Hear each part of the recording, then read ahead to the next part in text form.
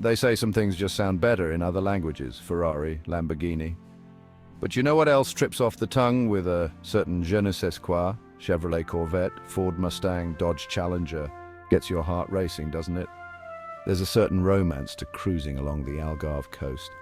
The Atlantic wind whipping through your hair behind the wheel of a piece of genuine American muscle.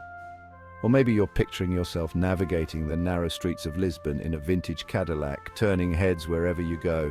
The dream is real, folks. Importing a car from the US to Portugal is entirely doable. But, like a temperamental Italian supercar, it requires a bit of finesse. So buckle up. We're about to take a transatlantic road trip through the ins and outs of importing your very own piece of American automotive art to Portugal. Before you even think about shipping your prized possession across the Atlantic, there's some paperwork to sort out. Consider it the pre-race inspection before the main event. First, you'll need a Portuguese NIF, which is basically a tax identification number. Think of it as your car's passport to Portugal. You'll also need a Portuguese address. No, you can't just write down that charming little cafe overlooking the Douro River. Next up, you'll need to prove you're a legal resident. This is where your residence permit comes into play. And lastly, you'll need to register with Portuguese customs. This is like telling them, hey, I'm expecting a rather large package from America. Don't worry, it's not explosives, it's a car. Get all that sorted and you're well on your way to realizing your American car dream in Portugal. Right, paperwork's done. Time for the fun part, actually getting your car to Portugal. Step one, find a reputable international shipping company. These guys are the pros. They'll handle everything from loading your car onto the ship to navigating the murky waters of customs regulations.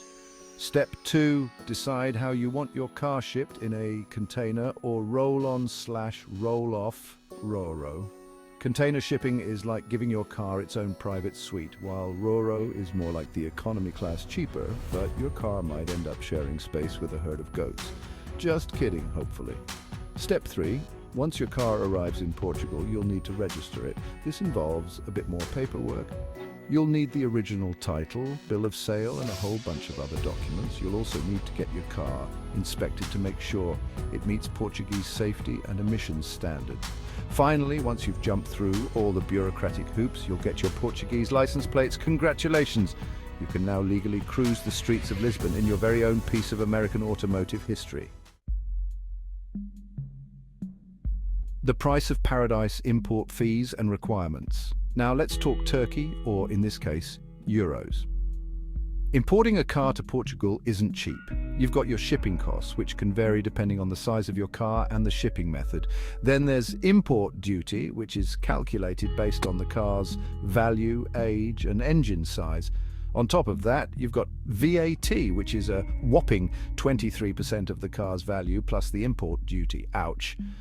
You'll also need to factor in the cost of registering your car, getting it inspected, and any modifications that might be needed to meet Portuguese standards. Oh, and did I mention there are strict emissions standards in Portugal? If your car's older than about 15 years, it might need some expensive modifications to comply. You'll need to check the specific regulations, but trust me, it's better to be safe than sorry and broke. So, before you get swept away by dreams of cruising the Algarve in a gas-guzzling muscle car, make sure you've got a healthy bank balance. To import or not to import, weighing your options. Look, I get it. There's a certain satisfaction that comes with owning an American car in Europe. It's like bringing a gun to a knife fight, but before you go all gung-ho, it's worth considering the alternative, buying a used car in Portugal. The Portuguese used car market is pretty good. You can find some decent cars at reasonable prices. Plus, you'll avoid all the hassle and expense of importing. No shipping costs, no import duties, no VAT. However, if your heart is set on a specific American model that's rare in Portugal, importing might be your only option. Just be prepared for the long, winding, and potentially expensive road ahead. Ultimately, the decision of whether to import or buy locally depends on your budget, your patience, and how much you value having a piece of American steel in your Portuguese garage. Final thoughts. Is importing your American dream worth the drive? So there you have it. The long and winding road of importing a car from the US to Portugal. It's a journey that requires patience, paperwork, and a fair bit of cash.